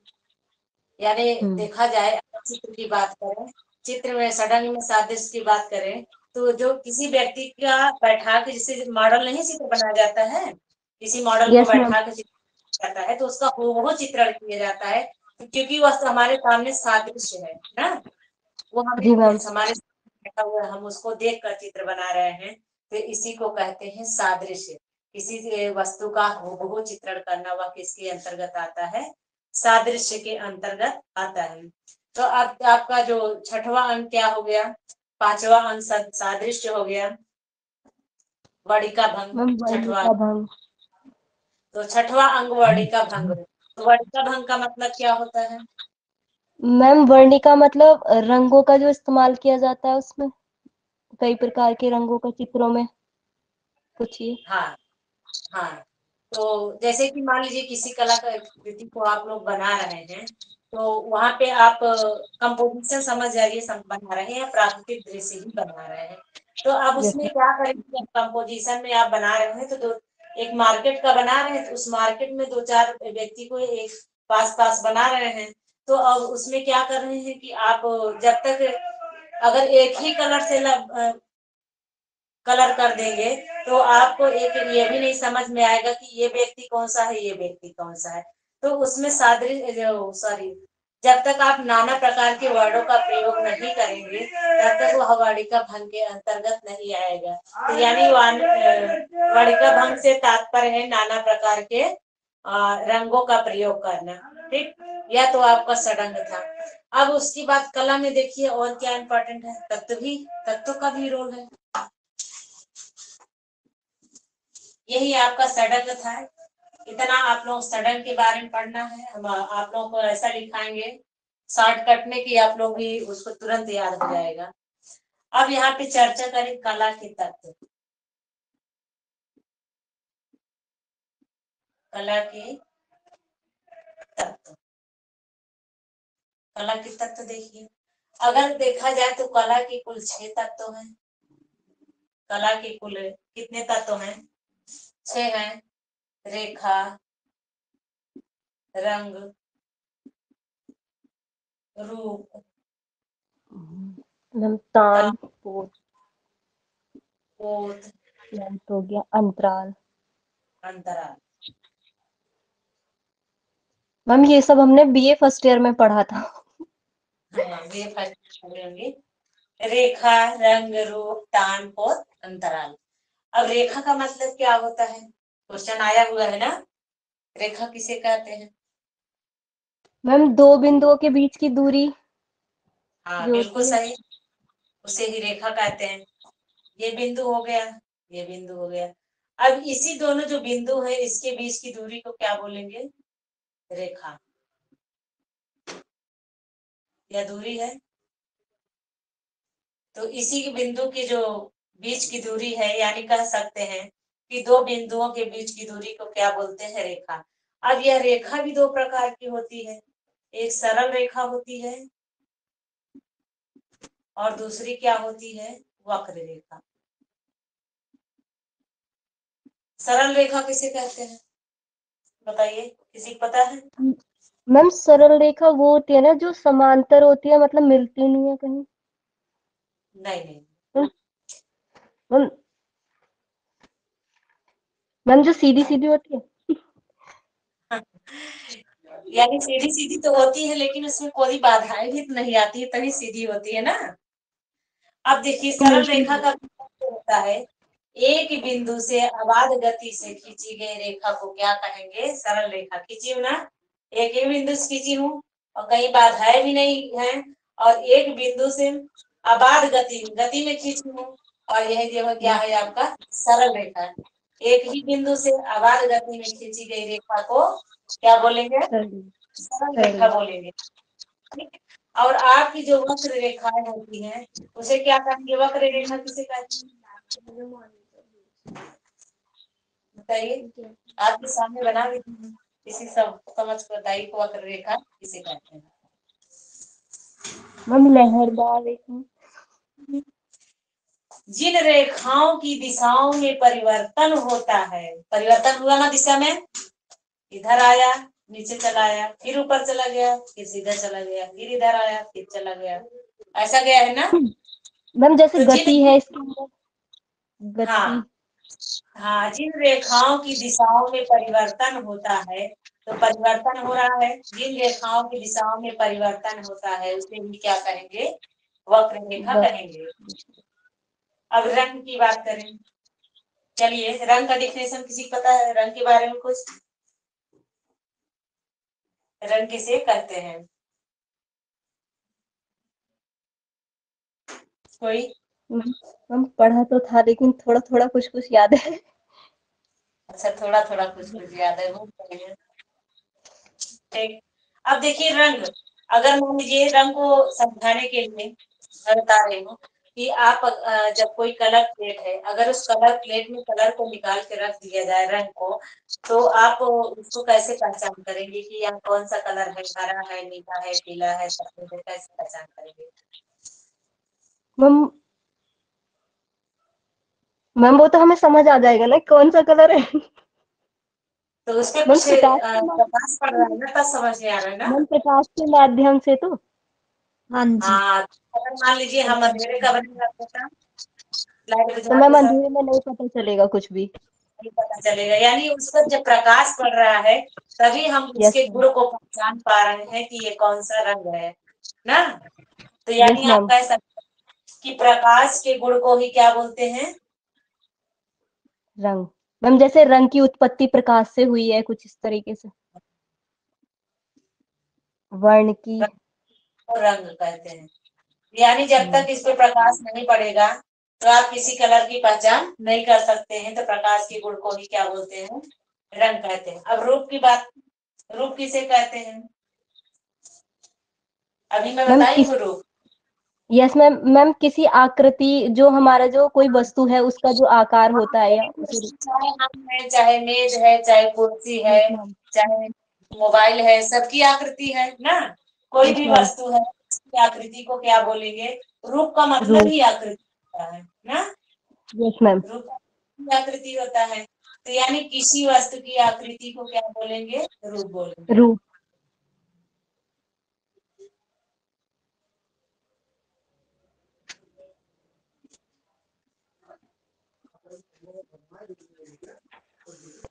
तान, तान के बारे में कुछ आप लोग बताएंगे? मैम तान के बारे में याद है मैम, शेड से है तान का। मैम जैसे विभिन्न रंगत प्रकार के। रंगत के हल्के और गहरेपन। जी रंगत के हल्के और गहरेपन। हाँ, वो तो ठीक है, रंगत के हल्के एवं गहरेपन को तान कहते हैं, लेकिन कैसे पहचान करें? कोई और बता सकता है? मैम जैसे रंगों की मिलावट से जो बनता है, जैसे व्हाइट कलर में जैसे हम शेड डालते जाते हैं डार्क। हम्म। अच्छा, रुकिए मैं बता रही हूँ आप लोगों को। पेंटिंग दिखाई रही है आप लोगों को? ये यस पेंटिंग मैम। दिखाई दे रही ना। अब इसमें आप कैसे पहचान करेंगे रंगत के हल्के एवं गहरेपन? परिभाषा तो हो गई कि रंगत के हल्के एवं गहरेपन को तान कहते हैं, ये तो परिभाषा थी। लेकिन अब ये देखिए इसमें तान कहाँ, तान का यूज कहाँ पर किया गया है? यानी ये जो रंग है, यह देखिए डार्क है यहाँ पे ना, यहाँ पे डार्क है। अब इसका ये गहरापन हो गया ना, और इसका यस जो मैम। हल्का है देखिए, यही इसी रंग इसी कलर में व्हाइट करके मिला के इसे थोड़ा सा वह हल्का कर दिया गया। यहाँ पे देखेंगे तो थोड़ा सा हल्का है। तो अब इसकी जो तान है, जैसे ये रंगत है, रंगत का ये हल्कापन और ये गहरापन, दोनों के बीच की जो मध्यस्थता है वो क्या कहलाती है? तान कहलाती है। तान। पेंटिंग आप लोग समझ में आ गई होगी। पेंटिंग कैसे लगी आप लोग बताइए। मैम बहुत सुंदर है। अच्छा, तो जी मैम बहुत सुंदर है। आपने बनाई है मैम? सर बनाए। अच्छा। हाँ, तो अब देखिए इसे क्या क्या बोलते हैं? तान कहते हैं। आप लोगों को तान समझ में आ गया होगा। अब पोत यस मैम। कहते हैं। मैम पोत टेक्सचर होता है ना एक, जैसे दीवार पे उभरी हुई चीजें जो होती हैं, जिन्हें मैम आंख बंद करके भी महसूस किया जाता है। हाँ, तो कैसे? मैम जैसे बुनावट हुई, हम्म। और मैम जैसे दीवार पे टेक्सचर डला होता है, मैम उसे हाथ लगा के भी उसे महसूस कर सकते हैं, मतलब हाँ, पोत को। ना, यानी कह यस मैम। सकते कि धरातल का जो गुण, यानी मान लीजिए ये हमारा ब्लैक बोर्ड है, ब्लैक बोर्ड है, जी इस पे हमें यस मैम। किसी कलाकृति का निर्माण करना है। मान लीजिए हमें बतख ही बनाना है।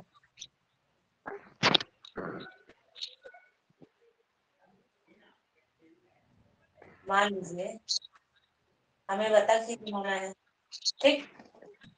जब हमको बतख बनाना है तो हम क्या करेंगे? हमको बतख ये बनाना है,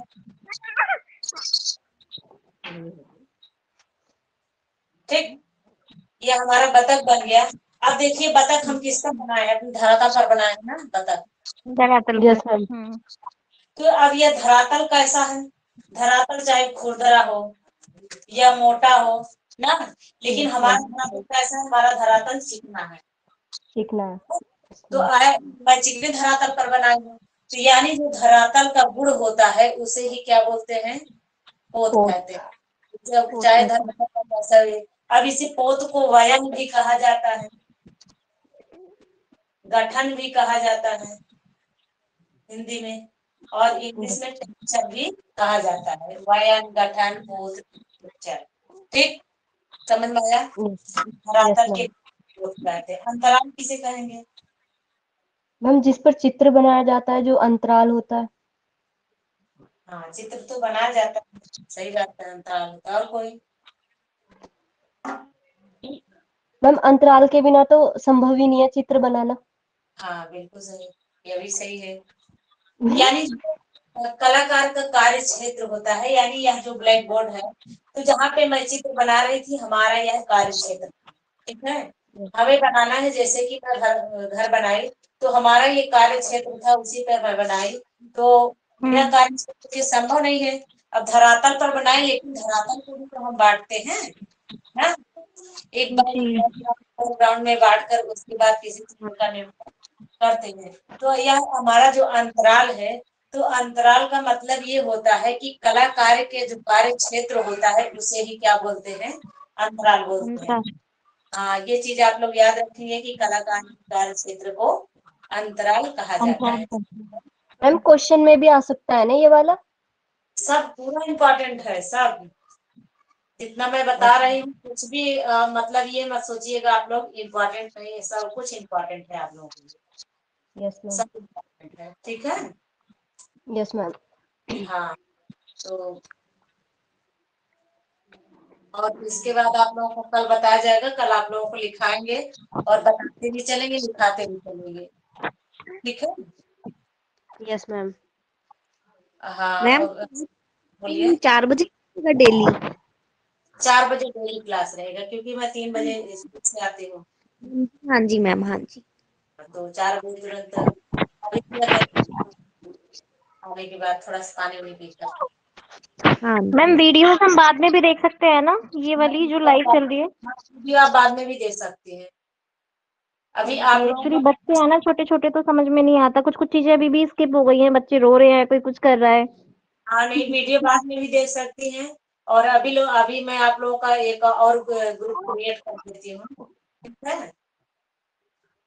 ठीक है। एक और रहेगा तो उसमें और आप वीडियो देख सकती हैं। आरती जी, आपके समझ में आ रहा है कि नहीं? आप लोग बिल्कुल बता दिया करिए, अगर जहाँ पे ना समझ में आए तो वहां पे आप लोग जरूर बता दिया करिए। इतना आप लोगों से रिक्वेस्ट है कि आप लोग बताया जरूर कीजिए, समझ में आए फिर भी, नहीं समझ में आए फिर भी, ओके मैम। ठीक ओके है। मैम। जी आप लोग जैसा बताएंगे, अगर नहीं समझ में आएगा तो हो सकता है मैं दूसरा तरीका अपनाऊं समझेगा, लेकिन आप लोग जरूर बोल दिया करिए इसमें समझ में नहीं आया, ठीक है। नहीं मैम अभी तक जी तो समझ में आ रहा है बहुत अच्छे से। अच्छा, यस। मैम, आपकी जो ट्रिक है ना, ये ट्रिक बहुत अलग स्पेशल है ना, तो इनसे अच्छे से समझ में आ ही जाता है। हाँ ये तो बात सही है। और ये यस मैम मैम। आप खुद ही बनाते हैं ना? हाँ, मैं खुद ही बनाती हूँ। अभी मैम मैं आप पढ़ा, बहुत टैलेंटेड है। हाँ मैं वहां पे पढ़ा रही हूँ, इंटर के बच्चे हैं। तो जी जानते हैं एक सरकारी स्कूल में मीडियम क्लास के बच्चे पढ़ते हैं। तो जी उन लोगों को जैसे कि मारने का भी अलाउ नहीं है विद्यालय में अब। पहले उनकी डंडे डंडे से कि मारा उरा हाँ जाता था, जी। थोड़ा डरते भी पढ़ते भी थे। तो अब बच्चे पढ़ते भी नहीं, तो बहुत बच्चे कमजोर है पढ़ने में। मैं हिंदी उन्दी थोड़ा लगी, क्योंकि मैं हर सब्जेक्ट पढ़ी हूँ, तो बच्चे हिंदी भी नहीं बता पा रहे थे, जैसे जीवन परिचय वगैरह आता है, नहीं बता पा रहे थे बच्चे। तो उनको मैं उनसे कही कि अच्छा एक काम, तो मैं एक मतलब महादेवी वर्मा का जीवन परिचय में बताई कैसे याद करना है, एक दो लोगों का बताई। फिर मैं कही कि आप लोग तो कहीं मैं ऐसे याद कर, बहुत अच्छा लग रहा है मैम ऐसे याद करने में। तो हमके अच्छा लग रहा है, कहीं हाँ मैम ऐसे याद हो जाए, वैसे नहीं याद होता है हमके। अच्छा, तो हमके ऐसा आप काम कीजिए, सब लोग जितना जो बोर्ड परीक्षा में जितने लोग जीवन परिचय आना है, और सबका जो है कॉपी से उतार के ग्रुप बना के एक एक लोग हमें दे दीजिए, सब लोग लाके जीवन परिचय। और मैं सबके जीवन परिचय ट्रिक बना के आप लोग दे दूंगी, आप एक कविता की तरह 2 लाइन याद कर लेंगे, पूरा जीवन का परिचय कंप्लीट है। बहुत बढ़िया मैम, बहुत बढ़िया। हाँ, तो बच्चों को अच्छा लगा। मैं अब उनको जीवन परिचय बताई थी महादेवी वर्मा का, कि सन 1907 फर्रुखाबाद में महादेवी सुपुत्री पाए जब गोविंद प्रसाद ने, तो उन लोगों को बहुत अरे अच्छा। हाँ, तो हम कहे, मैं बोली बेटा निश्चिंत हो के कोई भी सब्जेक्ट हो आके हमसे पूछ लिया करिए आप लोग, हम हर सब्जेक्ट बताएंगे आप लोगों को अच्छे से। थोड़ा सा हर सब्जेक्ट पढ़ लेने से अच्छा ज्ञान भी हो जाता है, अच्छा भी लगता है। हाँ जी, यस मैम, और मैम पढ़ने वाले को भी अच्छा लगता है। जब आपको हर सब्जेक्ट का ज्ञान रहेगा ना, आपको इस विद्यालय में पढ़ाने में जितने टीचर आई हैं, समझ जाइए कि मतलब हर कोई नहीं एक्सपर्ट है जितना मैं हर सब्जेक्ट में एक्सपर्ट हूँ। एक म्यूजिक की है, कहती है मैम आप तो आप पर बहुत अच्छा है, आप हर सब्जेक्ट में एक्सपर्ट हैं, कोई सब्जेक्ट ऐसा नहीं कि आपको नहीं आता है, हिंदी संस्कृत सब आता है। तो बच्चे जैसे शब्द रूप वगैरह होता है संस्कृत में भी याद नहीं यस कर, मैम। तो उनको मैं बताई, बताई कि ऐसे शब्द रूप याद कर, तो उन लोग बड़ा अच्छा लगा, करे मैम ऐसा तो कोई नहीं बताया था, हम अपनी मैम को सुनाएंगे, संस्कृत वाली मैम को गा के याद कर। हम यहाँ सुनाइए, याद कर लीजिए, बहुत अच्छा है। हम लोग मैम डिस्ट्रिक्ट आपका एग्जाम, जी मैम आपका कितने टाइम में सिलेक्शन हो गया था? कितने टाइम आपने तैयारी की होगी मैम? भारत जो तैयारी था उसमें हमारा 2016 में भी मैं दी थी परीक्षा, तो मैं मैक्सिमम 1 महीना ईमानदारी से पढ़ी थी, अच्छे से पढ़ी थी, लेकिन और टारगेट बना कर पढ़ी थी। तो क्योंकि मैं बताने रही कि मैं हर सब्जेक्ट पढ़ती थी ना, तो जी कहीं जी। आगे देना, ये देना, कहीं वो देना, ये सब करती थी। तो फिर हम्म। कलम पर भी सर्च करती थी, लेकिन उतना नहीं, सारे एग्जाम देना, ये सब पैटर्न था। तो पहला अटेम्प्ट था मेरा, उसमें मैं गलतियां बहुत ज्यादा कर दी थी गोला करने में, क्योंकि थोड़ा सा जी प्रेशर ही हो गया था कि मैं कभी अच्छी तैयारी थी और मैं कभी गलती नहीं करती थी किसी भी एग्जाम में। और जिस एग्जाम की अच्छी तैयारी थी उस एग्जाम में गलती ये हो गया कि मैं जब अपना रोल नंबर भर रही थी, थोड़ा सा हल्का सी इतनी ही लगा था, इतने में ही मैं प्रेशर में आ गई थी कि अब मेरी कॉपी नहीं जमती। अब प्रेशर प्रेशर की वजह से मेरे कम से कम 5-6 क्वेश्चन चले गए थे। तो एकदम समझ जाइए कि जब रिजल्ट आया मेरा, तो जी गर्ल्स में होता, बॉयज में था, रिजल्ट आया तो मेरा जी बेटिंग आ गया, और बेटिंग में भी देखिए उसमें तो बुलाया जाएगा जी फाइनल। फिर उसके बाद उसके बाद से मैं पढ़ा ही रही हूँ कला। जी। हाँ, लॉकडाउन से पढ़ा रही हूँ सबको, और से इतनी मतलब इतनी अच्छी पकड़ है कला में कि आप कहीं से भी अगर जितना हम पढ़ा देंगे कि आप उतना पढ़ लीजिए, कहीं से आपके एक क्वेश्चन जाने वाला नहीं, बस 2-4 क्वेश्चन गारंटी नहीं है, वो हर बार पूछेंगे। मैम आप जैसे ये एग्जाम वैकेंसीज आने वाली हैं, जैसे दिसंबर में बोल रहे हैं। एग्जाम अप्रैल तक होंगे। हाँ जी, तो एग्जाम अप्रैल तक होंगे, तो मैम हमारी ऐसे इस तरीके से तैयारी करा दीजिए कि हम लोग क्लियर कर ले, और मेहनत हम अच्छे से करेंगे ही। मेहनत आप मेहनत कीजिएगा, के लिए आप यहाँ पर हम मेहनत करेंगे, आप बस हाँ मेरे जी साथ रहिएगा। जी, क्योंकि इस बार ही हो जाएगा तो हो जाएगा, अदरवाइज फिर काफी साल के लिए जाएगी बात। मेरे एक स्टूडेंट है, मैं उनके बारे में बताना चाह रही हूँ, वो है वहाँ जी फिरोजाबाद में, उनका हुआ है, केतन सिंह नाम है उनका, ठीक है। जी और वो जो है, उनके पास पैसा नहीं था कोचिंग करने के लिए, तो जी कोचिंगों में भी गए कोचिंग के लिए, जैसे कि कुछ लोग बताए कि फला कोचिंग कर लीजिए, फला हर जगह मतलब लिवा के गए भी 10,000 रुपए भी बताए अन्य कोचिंग वाले, तो हम लोग को वो नहीं देते थे। फिर उनको हमारी बुक के बारे में पता चला, कोई बताया कि नहीं चितेरा की सर की बुक है, वो किताब पढ़िए निशा मैम वाली। और हम मेरा यूट्यूब चैनल भी कोई बताया, जी वो क्या चैनल सब्सक्राइब किए और मेरी बुक लिए, मेरे पास मैसेज किए, मैम मैं न्यू स्टूडेंट हूँ, मैं पहली बार परीक्षा दे रहा हूँ, आपकी सारी बुक लिया हूँ, सिर्फ यही पढ़ो। तो मैं कही कि बिल्कुल आप यही पढ़िए, कुछ मत पढ़िए, आप एकदम रट डालिए, शुरू से अंत रट डालिए सब।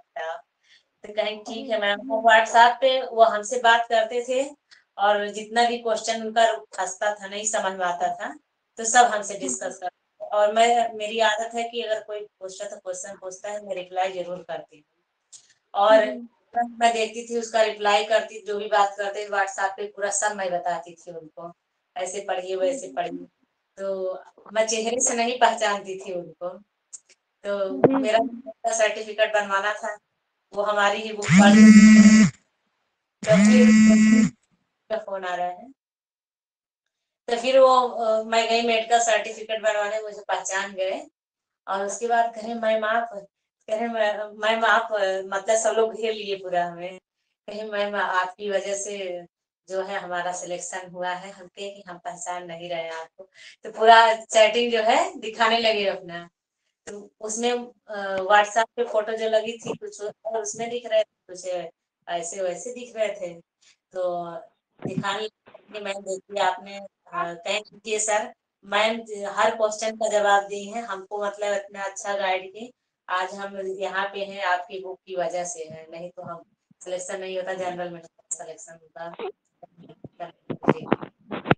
अच्छा लगा उनका। मैं लास्ट तक भी फिरोजाबाद में रहने के लिए भी मैं बंदोबस्त करवाई, जब पहली बार गए तो वहां तक सपोर्ट की। मैं मैम बहुत अच्छी है, पूरा सपोर्ट करती है एकदम सबका। तो हम कहे हम सबका कहीं कुछ जरूरत है, सबका सपोर्ट करते हैं। ऐसे भी हैं, और संदीप सिंह है, संदीप सिंह उन्होंने थोड़ा सा बीच में लापरवाही कर दी थे, अपने स्टूडेंट हैं जी वो, उनका नहीं हुआ, वो कह रहे थे मैम मतलब मेरा नहीं हुआ मेरी ही वजह से। तो उनके भी संपर्क है, उनके भैया हैं, तो उन्होंने ही उनको भेजा था, कहे कि आप कहीं किसी कोचिंग मत जाइएगा, वहां जाके वहीं सर के हम मैम से पढ़ लीजिएगा, बस कहीं मत जाइए, उनके तो उनके भैया सेलेक्ट हुए हैं। बहुत तो अच्छी बात है। हाँ, उनके भैया का भी सिलेक्शन हुआ है, तब बता रहे थे। तो हमसे कहे मैम मेरे भैया मुझे यहाँ तक भेजे हैं, नहीं मैं जानता नहीं था, और लापरवाही। तो हो जाता है, जैसे एग्जाम कुछ वो कोर्स वोर्स कर रहे थे, तो उसी में एग्जाम आ गया था, किसी बीएड का एग्जाम आ गया, किसी कोई एग्जाम आ गया, यही दिक्कत जी हो गई। सब कुछ अच्छा है, आप लोग मेहनत करिएगा, आप लोगों को हो जाएगा सिलेक्शन। ठीक है। मैम, मैंने ना अभी दिया था, अभी हुए थे ना, अगस्त में एग्जाम हुआ था, मैंने दिया था, मेरा फर्स्ट अटेम्प्ट था वो। हाँ हाँ हाँ। तो मेरी 1 मंथ की तैयारी नहीं थी, एक्चुअली मैं प्रेग्नेंट थी उस टाइम पे। तो हम्म। मेरी डिलीवरी हुई थी जुलाई में और अगस्त में मेरा पेपर था, तो थोड़ा बहुत ही याद हुआ था क्योंकि कॉम्प्लिकेशंस डिलीवरी में बहुत ज़्यादा थे। तो मैम मेरे 80 नंबर आ गए थे 80 आ गए उस थे। समय पे। जी, 80 नंबर मेरे आ गए थे। आ गई है तो समझ जाइए कि आपका कितना परसेंट तैयारी है। 50% नहीं है अभी, 30% जी तैयारी है आपकी। अभी समझ जाइए, नहीं हाँ कह सकती है 50% है, 50 बाकी है आपकी तैयारी ना। जी जी क्योंकि देखिए बात ये होती है ना कि 80 क्वेश्चन तक 60 क्वेश्चन तक हो जाता है, लेकिन उसी के ऊपर जाने के लिए बहुत मेहनत करना पड़ता है ना, उसी के ऊपर जाने के लिए अच्छा खासा मेहनत करना पड़ता है। तो उतना मेहनत कर दीजिएगा, हो जाएगा, कोई बहुत बड़ी बात टीजीटी, बस आपको अच्छा गाइडेंस मिल जाए तो आप टीजीटी क्वालिफाई कर जाएंगे। यस मैम, मैम अब मिल चुके हैं आप। बिल्कुल हम गाइड करने के लिए, सेवा के लिए तत्पर हैं। और कल यस मैम, क्लास नहीं हो पाया तो उसके लिए भी हमें दुख हुआ, हमें भी अच्छा नहीं लगता है बार बार क्लास डिले करना। कोई नहीं मैम, हम समझ सकते हैं। हाँ लेकिन अब कल से, आज से डे स्टार्ट हो गया है, क्लास धीरे यस मैम, थोड़ी मैम आज काफी अच्छा लग रहा है, काफी दिनों बाद क्लास स्टार्ट ही आपको देखने को मिला। पहले तो मोटी दिख रही हूँ नहीं। यस मैम, चेंज हो गए हो तो। मैम मम्मी भी यहीं पर बैठी है ना बाजू में, तो मम्मी भी बोल रही है आप थोड़ा चेंज हुई है, थोड़ा हेल्थी हुई है पहले से ज्यादा। अभी बोल रही थी पीछे से ही। अच्छा, चलिए मम्मी को हमारा नमस्ते बोल दीजिएगा। जी मैम। मैम हाँ, नमस्ते। नमस्ते नमस्ते। ओके फिर। ठीक है।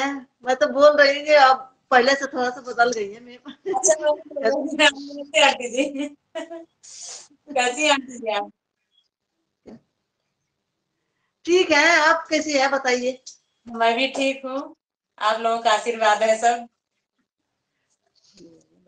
हाँ, बधाई हो जो मैं तो सुन के बहुत खुश हुई, ज्वाइनिंग हो गया मैम के। बहुत बहुत धन्यवाद आंटी। अब यही सोच रही हूँ कि प्रियंका जी को भी यहाँ तक ले आने के लिए।